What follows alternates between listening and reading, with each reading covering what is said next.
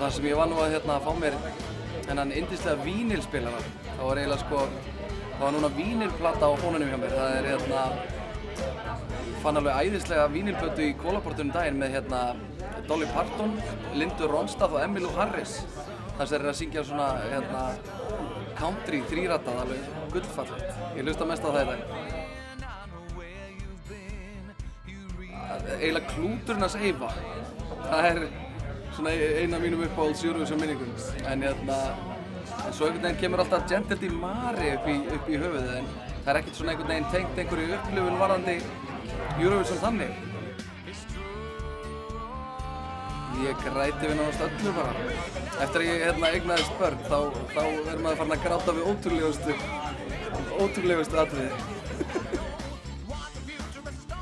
Ég söng fyrst einsöng held ég 6 ára gamall með kór á Dalvík og ætlaði sko alls ekki að vera söngvari. Ég ætlaði að vera gítarleikari.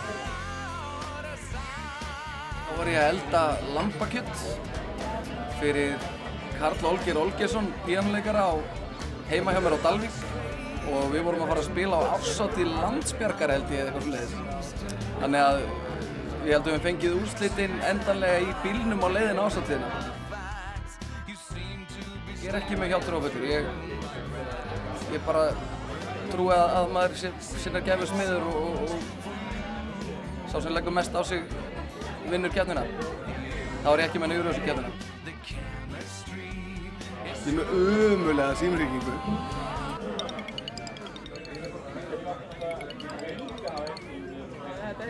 Þetta er ömurlegt.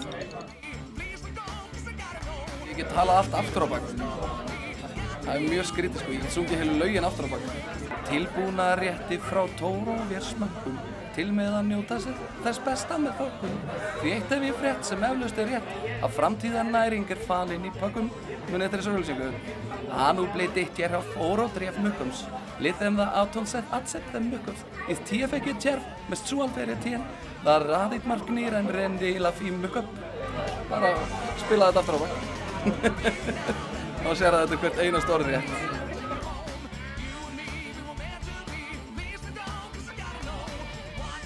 You got to let go of all your bad memories.